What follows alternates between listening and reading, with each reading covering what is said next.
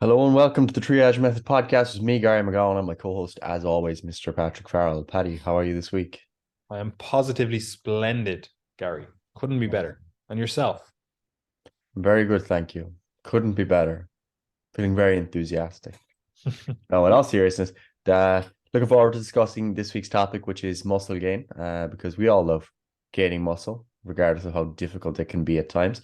But we're still doing the supplement series, and there's definitely a lot of talk about supplements when it comes to fat loss, muscle gain, all these different areas of physique development. And unfortunately, sorry to be a bit of a spoil sport, but this area of muscle gain is probably one of the areas with the supplements that are least effective. A lot of it really comes back to food and comes back to training. And even the supplements that we're going to discuss today that are effective can almost be thought of as food. There are a few exceptions and we'll discuss those, but that's the topic of today. We want to teach you how exactly you can supplement your diet by adding powders, pills, etc., in order to gain more muscle and improve your physique. Yeah, and it's quite unfortunate that there's actually so much marketing hype targeted at people that want to gain muscle. So most of you listening to this probably have some sort of muscle gain goals, and you've probably been targeted with supplements. You've probably been targeted with supplement marketing, I mean to say. But unfortunately, muscle gain is kind of just a byproduct of training. Yes, you can bias your training in such a way that you prioritize muscle gain. I think that's fair enough to say. However, even with that, it is still kind of just a byproduct. Like, to bias muscle gain, you're going to train in such a way that you progressively overload the muscles, i.e., you get stronger in rep ranges that are conducive to muscle gain. So we'll say somewhere in the 6 to 15 rep range, just as an average, right? That is just training, right? So you're just training in a certain way, and then as a byproduct, you build muscle. But the actual training you do is to get stronger at that training. You know, excuse me. That's the actual adaptation that you're making. It's like, I get stronger at training. As a side effect of that, I build more muscle, right? So the vast majority of the supplements that are targeted at you for, oh, this is going to be the fucking supplement that puts 20 kilos on your body. How is it doing that? What's it doing?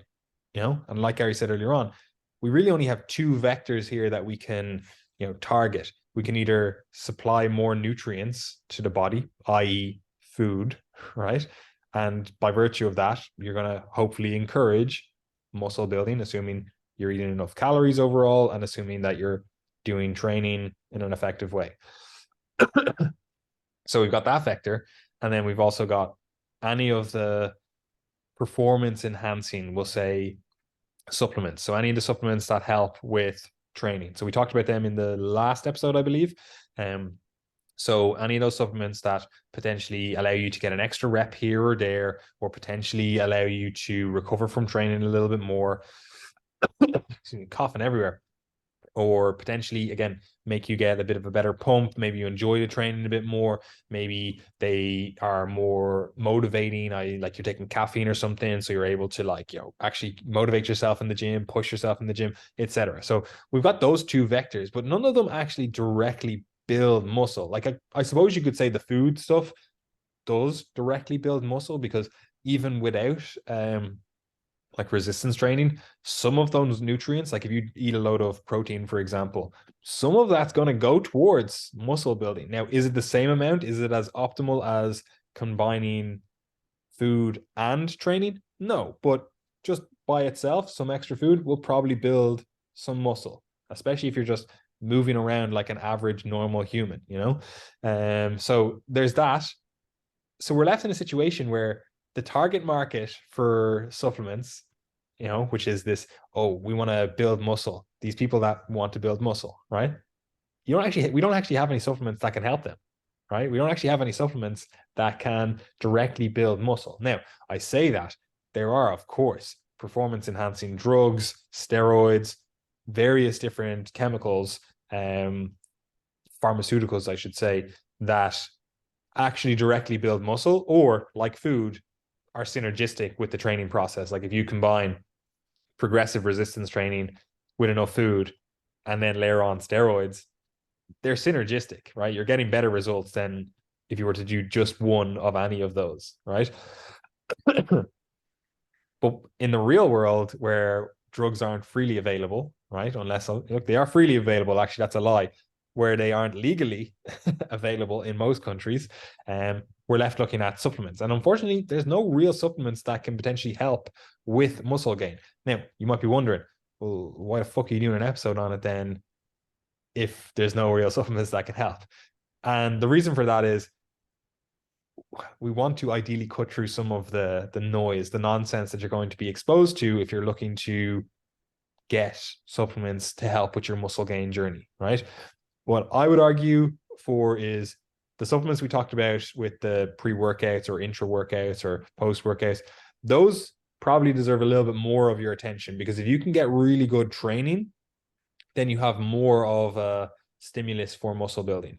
If you combine that with good diet practices, which we've talked about hundreds, if not thousands of times on the podcast before, you're in a good place, right? But you might want to go and get some supplements that potentially make it easier for you to stick to the diet, or actually hit your targets with the diet, or potentially are just beneficial in a general diet, right? So that was a bit of a ramble there. But Gary, let's kick us off here. What supplements?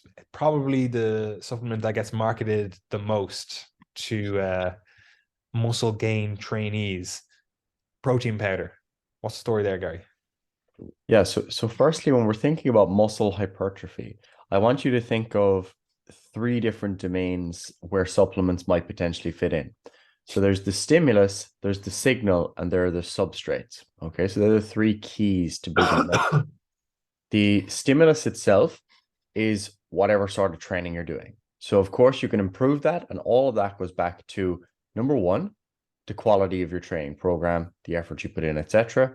And then number two, any supplements that modify your ability to train. So that goes back to what we discussed in the previous episode.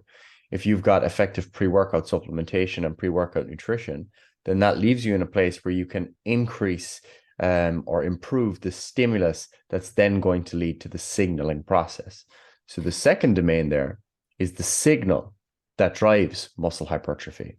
So that would be muscle protein synthesis.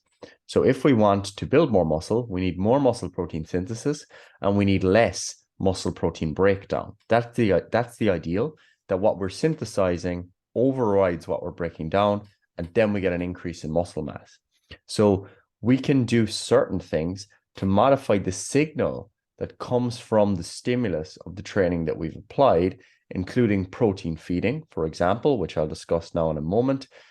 But there are also things that can amplify that signal as well, such as testosterone and anabolic drugs, as you've just mentioned. So they can amplify the signaling response to a training stimulus or through a protein feeding, which then modifies the signal that occurs. So we've got our stimulus, we've got our signal, and then we've got our substrates. And the substrates come back to, again, what we were talking about in terms of fueling your training from a pre-workout perspective, but also your general energy status overall. So we know that if you want to build muscle, especially the maximum amount of muscle, it's an energy intensive process. And thus we need to be at least at our maintenance level of calories, or ideally in a caloric surplus, so that we're maximizing muscle protein synthesis and minimizing muscle protein breakdown. This then leaves us in the best position to be able to lay down new muscle tissue. So the first supplement then is protein powder. And we might ask ourselves, where does that fit in there? It fits in primarily in the signaling domain, because when we have a higher protein intake overall in the diet, we have greater muscle protein synthesis that occurs. So this signal then is potentially going to lead to more muscle gain. Now, it can also be thought of in the substrate domain, in the sense that protein contains calories. So if you're consuming more protein powder, you're increasing your overall caloric intake. Protein can also be used for energy. It's just not a very ideal way of consuming energy substrates. But fundamentally here, protein intake needs to be thought of as a component of the diet itself, because the protein that you're consuming through supplementation, such as powders or ready-made drinks, is pretty much the same as what you're going to consume through your diet anyway. There are some differences in quality here or there, but more or less we consider it all within that domain of total protein intake. So where protein supplementation fits in really is for, number one, the person who's struggling to hit their protein target. So we often recommend somewhere between 1.6 to 2.5 grams per kilogram of body weight of protein intake. If you're struggling to hit that level, protein supplementation is likely to be of benefit. The second place it fits in is for the person who simply needs convenience in their life. So you need a protein source right after your workout so that you can get to work and then you have your next meal maybe 2 or 3 hours later. That's the way your schedule works. You don't have time for a complete meal, so you have your protein supplement. So fundamentally, that Or just protein, on that, it could just be additive to a meal. Like breakfast, people always struggle protein. You're just like, add a protein shake, boom, boom. Don't think about it. Move on with your day. exactly. So protein powder there is very much a component of the diet. And when you're thinking about protein powder, what you have to realize is this is fundamentally a reduced form of another type of food. So for example, when you're consuming whey protein, you're basically dealing with the isolated, to various extents, depending on the type of protein, but the isolated protein that has been taken from the leftovers of dairy produce. So whey protein in that case is coming from dairy. You can have beef proteins, you can have plant-based proteins, all of which the idea is simply to kind of isolate the protein component of that food and have it on its own. So overall, that's what you're doing. It's just nutrition, it's just food, and you're getting ideally a complete spectrum or a broad spectrum of amino acids there as well, which fits in with the next supplement category on the list. Yeah. And again, just to reiterate, when you're thinking of protein powder, it's no different than just any other protein source in your diet. There's no magic to protein powder. I know a couple of years ago, let's say the 90s, there was a lot of hype of like maybe into the 2000s. People were like, oh, protein powder has like specific anabolic qualities, specific muscle building qualities. It's, phenomenal for XYZ. And it kind of is in a way, because it has the amino acid spectrum that we want in the right quantities. It has enough leucine. It has everything that we would want from a muscle building protein source, But a lot of these studies that they did on it were kind of biased to make like whey protein, for example, look better, right? They were like in fasted states. They were, comparing to people that didn't eat and like various different things, right? So there is no inherent like, oh, whey protein powder is phenomenal at muscle building. If you have a diet that's composed of beef, let's just say, versus whey protein powder, equal amounts of protein, I think you would struggle to find a difference in terms of the actual results. You might actually get more of a benefit from beef itself because there's other nutrients that go along with it, but that's just the broader diet quality, etc. Right? But there's no inherent like, oh, whey protein powder is going to build more muscle. There's no inherent like phenomenal properties of protein powder that are just going to result in muscle gain. And even in some of the other fractions, like you'll have like casein protein, for example, people be like, oh, you need to take your casein protein before bed. So it's like slowly released overnight. So you're always in that like positive nitrogen balance. You're always, at least not breaking down muscle. And like, again, there's potential truth to that, but also it probably doesn't result in any meaningful extra muscle gain, assuming your total protein intake is in the same place. If you're comparing 200 grams of protein to 200 grams of protein from a varied sources, probably doesn't make all that much of a difference. Yeah, I would agree. 100%. And this brings us to the next one, Gary.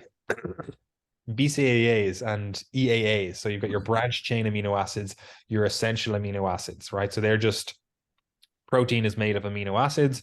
There's different types of amino acids, and some of them are essential, meaning that your body can't make them itself. So you need to consume them in the diet. And then we've also got the branched chain amino acids, which we actually don't need to go into too much about what they actually are, but they're just a subfraction of it, right? Now, from the off, you might go, well, protein powder might not be exactly what we need, but surely if we supply more of the essential amino acids, that's going to be what we need to do, right? Leucine is one of those amino acids. That's a trigger. That's one of those things that triggers, or it triggers muscle protein synthesis via mTOR. And so, look, we'll just hammer a load of leucine, or maybe one of the metabolites of that. You could say HMB. You could be like, that's another amino acid that we just hammer that. We're going to build more muscle, right? So again, you get marketed this.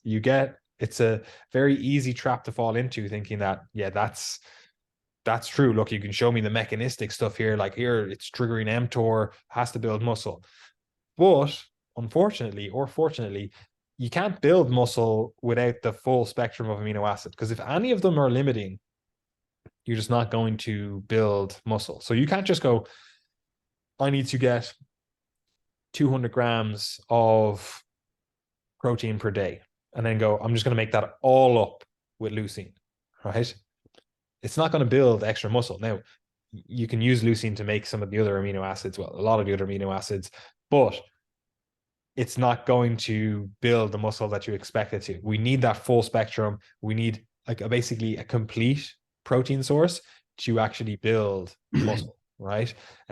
So trying to bias muscle building with sub fractions of protein, it's just not the way to go. It doesn't really lead to better results. Now, we could use BCAAs or EAAs to improve the amino acid profile of a certain meal. Let's say you have a meal that is lower in leucine or lower in any of those essential amino acids. Let's say you're like, oh, this is a plant-based protein, and it's not from like a mixed source. Like, they always recommend mixing beans and rice, so you got a more complete amino acid spectrum.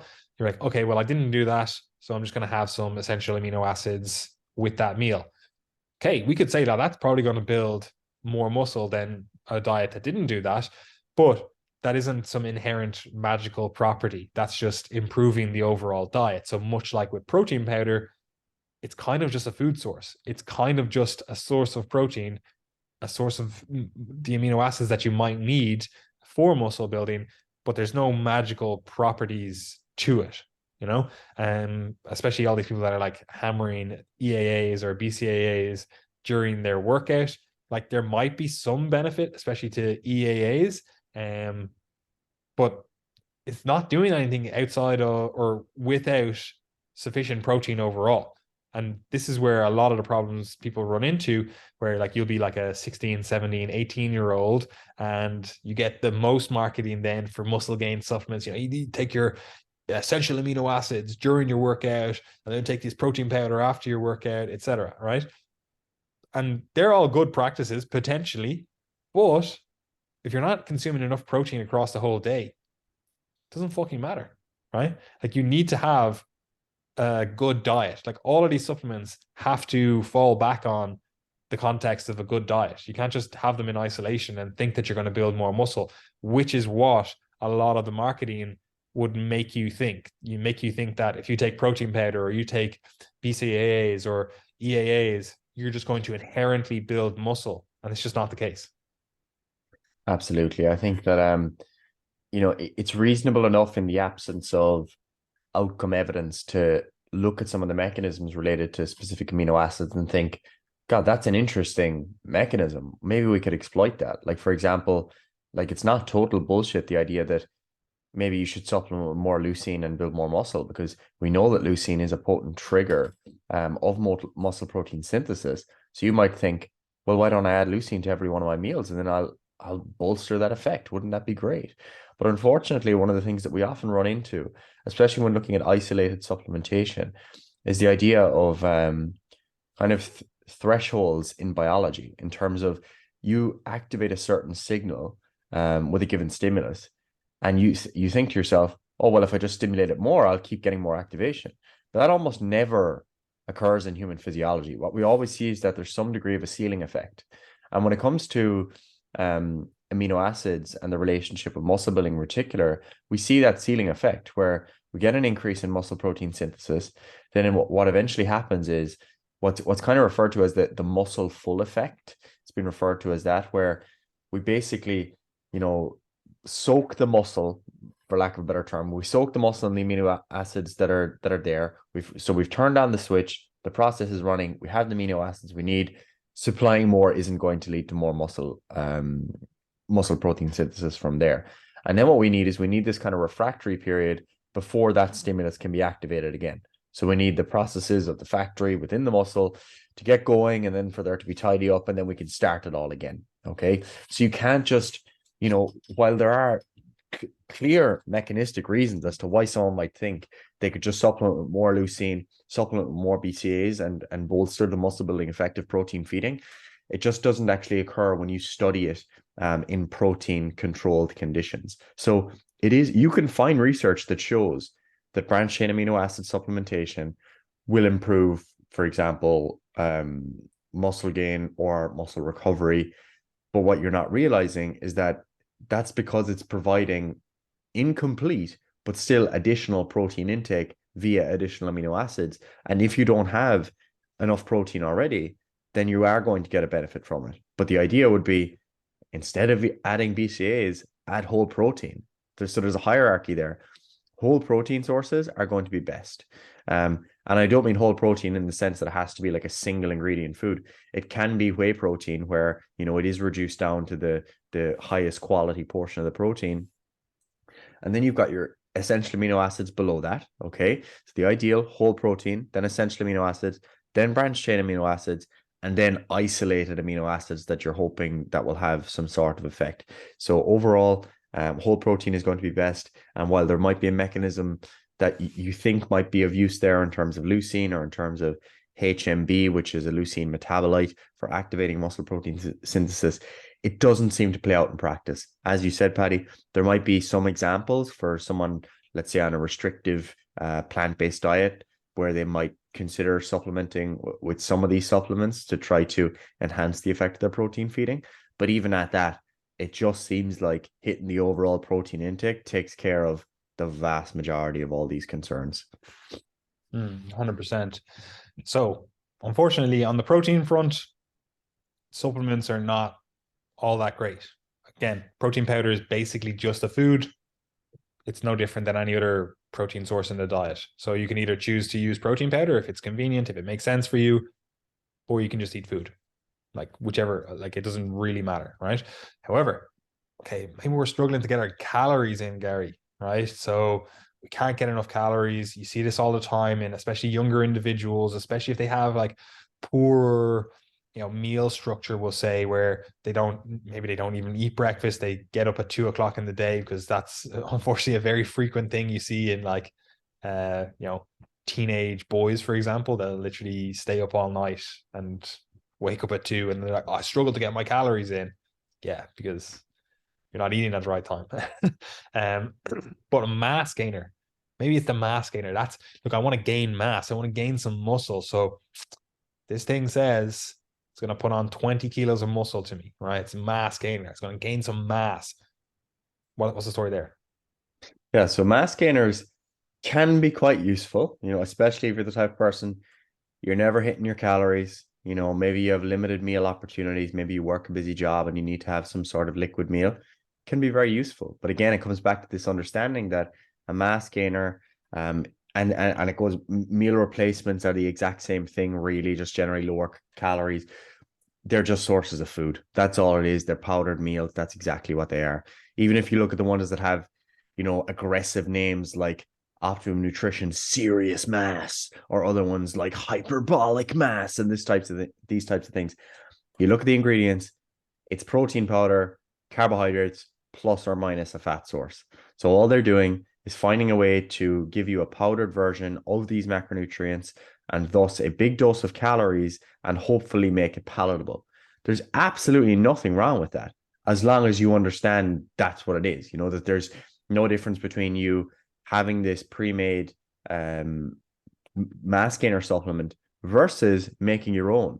When I was first getting into the gym, I would always make my own, and they make me sick to even think of, because I would just disgusting. You know, I had raw eggs, oats, peanut butter, you know, a few scoops of whey. I remember there was a couple of times where I put my fish oil into the smoothie, just all these types of disgusting things. There's no reason to do it, probably, other than it just seemed hardcore. But a good one that works really well is just something like, right, you've got your whey protein powder already. Let's throw a scoop of that in, maybe a little bit of yogurt, maybe a bit of ice cream if you need loads of calories. Maybe you want to put in some oats or fruits or syrup, and a tablespoon of peanut butter. You can get 500 to 800 calories in like that. Throw it back the hatch, and off you go. You know, actually a decent quality meal. You got fruit, you got protein, you might have got some complex carbohydrates in there as well. So absolutely nothing wrong with doing that type of thing. If you want to buy it in pre-made powder format, that's absolutely fine. But what I find is that when you break it down per calorie or per gram of protein or per gram of carbohydrate, you'd actually just be better off getting a basic whey protein powder, buying a big bag of oats, you know, a couple of bags of frozen blueberries or frozen bananas or something like that, a few, you know, gallons of whole milk, and making your own. It actually almost works out even better, and you generally get a broader spectrum of nutrients in that way as well. So totally up to you in terms of the financial perspective, but just understand that these supplements, once again, are primarily food. Sometimes you will get the addition of creatine, for example, but unfortunately, when you look at a lot of these mass gainer supplements, they'll throw in a few extra things to make it seem special, like also contains creatine, but it might only contain half a gram, you know, per serving, which isn't doing anything for you. So I'm not against these supplements at all. I have a big bag of serious mass below in the cupboard there. It's been there for probably a year now, and if I'm in a very intensive training period, and you know, I'm very busy at the time and I don't have time to consume all of my calories, I might have a scoop or two of that, or I might blend it up with another smoothie. So nothing wrong with them at all, but just understand what they are. Yeah, 100%. Like, it's just calories and protein most of the time. Maybe some fat. Again, it depends on what you get. The only thing I would add to this is some of them are it's basically just sugar. Yeah, they're crap. Which is probably not ideal. Like, some of them are literally just like they just got table sugar and some whey protein. And it's like, yeah, okay, cool. There is the calories that you're looking for, but I don't think most people would argue that having sugar and whey protein is the best way to structure a meal replacement or whatever shake, you know.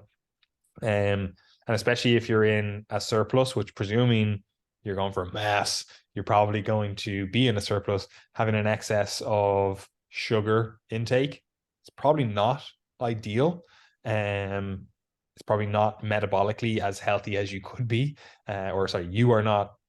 By doing that, you're probably not making yourself as metabolically healthy as you could. And you would probably be better off, like Gary said, just doing something like, okay, I'll just get a load of oats and whey protein and just blend that up. There you go. Cool. Like, you don't need to overthink it too much. So yeah, I've nothing, like Gary said, I have nothing against mass gainers or meal replacement powders. They are quite handy. I personally would just rather eat food, you know. Now, I do understand that some people have a hard time with their appetite. But even in those cases, very often you can still get better nutrition by choosing food, just choosing lower satiety foods in doing so, you know. Like, rather than choosing potatoes, for example, you could choose like sushi rice, you know. So there are options here, and there's no inherent muscle building qualities or muscle building properties of a mass gainer shake or a meal replacement powder or whatever, you know. Now, Gary, the next one, creatine. Surely, look, we've been talking through all of these different things. Like, surely creatine is the one, you know, that builds muscle. Yeah. Creatine, look, we'll give creatine the benefit of the doubt. Creatine is definitely a beneficial muscle building supplement, but again, it kind of comes back to this vehicle of understanding its role in modifying the stimulus, and to some degree the signaling here as well. It's actually technically a substrate as well. So when we think about creatine, it goes back to what we discussed in the last episode of the podcast, where creatine is basically supporting your short-term energy reserves within your muscle, where it's allowing for higher levels of muscle creatine, which supports the creatine phosphate energy system, which is generally a short-term energy system that's going to allow for greater speed, power, muscle strength, etc. So what it will generally do is allow for maybe an extra rep or two, maybe a couple of reps on a given set if you've got more creatine available. So it's improving your strength, it's improving your performance, and this is likely then to lead to better muscle gain outcomes. Now, with that said, creatine also has other effects. So when creatine is stored within muscle, it also increases the amount of water that's stored within the muscle. And this can, lead to an increase in muscle size, a minor one, but it is increasing a muscle size potentially just through water retention. There might also be effects. You could make the case that the muscle building might be improved by having more muscle or more water within the cell, because that increases cell swelling and things like that. And that might be a hypertrophic signal. But I think the main thing really that we can rely on with creatine is that it supports strength, it supports performance, and thus is of reasonable benefit to someone that's trying to build muscle. Well, I don't have anything to add really. Like, it just helps training. That's basically it, And again, you could argue there's some lean mass accrual by virtue of water retention. Like, if you were to do a DEXA scan, like that would show up as lean mass. But it's not inherently muscle building, But again, I'm a fan of creatine. I know you're a fan of creatine. So let's say yay to it. Yeah, let's go for it. Creatine gets a yay.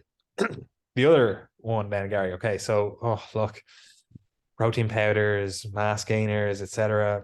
No inherent anabolic properties, no inherent muscle building properties. They just help. They're no different than food, effectively. Creatine, okay, there's some potential benefits here. Helps with training. Cool. Testosterone, Gary. I said earlier on that steroids help, right? I don't want to take steroids, but I see on the shelf of this supplement store testosterone boosters, right? Surely that's going to be muscle building. So should I get on some testosterone booster? If only it was so simple. So there are some supplements that can improve testosterone or modify other elements of the kind of male hormone panel, but they're very often very subtle changes if they occur at all. And the ability of that to translate to any benefit to muscle gain or strength or performance it's just basically never been demonstrated. Like I've never really seen an effective, testosterone booster that was just one of these natural testosterone boosters that didn't have major side effects that leads to clear increase in testosterone and thus better muscle building. Like, there's always promises, there's always new ideas. It just doesn't seem like there's much there really, because what you have to realize is that once you're within the normal range of testosterone levels, we don't really see clear benefits in terms of muscle gain. Like, if I was to increase my testosterone by 5%, let's say, which would be in probably the margin that you'd expect from some of these supplements, that's not going to change anything. I'm not going to feel different. I'm not going to perform better. I'm not going to build more muscle. Like, testosterone varies all the time. By time of day, it's going to vary over time then, depending on life stress or sleep, etc. And it just doesn't, it seems like the average level over time, once you're in the normal range, is probably important. Okay. That's important for muscle gain, for performance, etc. But unless you're seeing a doubling or tripling or a quadrupling, I really don't expect any of these supplements to have any meaningful benefit to these outcomes that we care about. Of course, when you take exogenous testosterone, meaning you're not just increasing your output within the body, you're injecting it in most cases, then that can have massive muscle building effects. But you're taking, multiples of the normal range. You're not just replacing the normal range in most cases. And even if you do just replace the normal range, there's other things that occur, like you get a reduction in sex hormone binding globulin when you're exogenously supplementing with testosterone. You also have like a chronic bleed across the day, like you were saying, there's this variation across the day. Like, you have a peak in the morning, it goes down, etc., for naturally produced testosterone. Whereas if you're supplementing with it, like you're injecting it, it's just consistent or relatively consistent across the day. which again, you might look at a hormone panel and go, oh, well, I have 700, you have 700, we're the same, but mine is 700 supplemented, i.e. injected, and yours is 700 naturally produced. Mine is 700 throughout the whole day, right? Yours is not. So again, there are differences when you actually inject testosterone or different steroids. And it's one of those things where people often confuse being like, oh, well, there are clearly differences even within the normal range. And there are, but they're not necessarily because of the testosterone element. They're because of the, administration timeline, the sex hormone binding globulin changes, the other hormone changes, etc. Yeah, like and that's not to say that like the normal range is entirely equal either. Like, as in, if you're right at the bottom of the normal range and you get to right to the top of the range through whatever, like that doesn't happen through supplementation. Maybe it happened as a result of your lifestyle changes or something like that. Might that make a difference to muscle building performance? I think you could make that case. Yeah, for sure. That makes sense because you've got basically a threefold difference within the normal range of testosterone. So there's potential for a difference there. And but even just on that, even if it's not a direct muscle building effect, you probably feel more motivated. You probably want to go to the gym. You probably train harder. So it's like, okay, it's not actually like anabolic signaling, but the stuff that you did to get 3 times the testosterone of the low range, you probably feel better. You probably want to train harder. You probably want to stick to your diet, etc. Exactly. So, yeah, I'm not an absolutist in the sense that once you're in the normal range, it's fine. You could have a normal total testosterone. Your free testosterone could be low. There might be something you could change to sort that out. But really, what we're looking at here is when it comes to testosterone, unless you have clearly low testosterone and symptoms associated with the same, and that warrants, TRT, modulating testosterone through diet and supplementation, you're just not going to move the needle very much. It's just, there's just not much there. If you want to take the leap, take testosterone. That's your choice. That will work. That will work. I don't necessarily recommend it, but it will work. Probably a better approach to like boosting your testosterone would be sleeping an extra hour or two every night. That's probably going to give you far more of an effect than some fucking shitty testosterone booster, right? And if you're like, okay, well, that's still not working, make sure that you're eating at least at calorie maintenance, ideally a little bit above that. And again, that's one of the biggest levers we have to pull with our testosterone levels. You do those two things, get fucking 8 to 9 hours of sleep every single night, eat sufficient calories, and then have good lifestyle practices on top of that, like the generally good diet, stress management, all the stuff that we talk about. That's what you can do to improve your testosterone. Taking a shitty testosterone booster is not going to fucking cut it. Even if, there's people out there that are like, oh, well, this one did this fantastic thing. Every time you look at this stuff, it's in rats or rodents, or it's like, all right, we showed it in human cells in a fucking dish in the lab. It's not in actual humans, or the magnitude of effect is fucking piss poor quality. It's like, all right, you got a 2% benefit. I'm like, again, sleep for an extra hour and you'll get a fucking 20% benefit. It's like you're stepping over fucking, what's the saying? You're stepping over dollars to pick up pennies, like it's not like what gets marketed to you, even by people that are supposedly, out to help you and out to benefit you. The stuff that gets marketed to you is not the high return, high yield stuff. The high yield stuff is sleep more and make sure you're eating enough. I can't make money off that. So again, if we were trying to make money off telling you advice, I would say, yeah, take the Triage testosterone fucking super duper booster. That's the one that's going to be more effective than sleep or eating enough. But unfortunately, we're not scumbags, and we don't have something to sell you with that.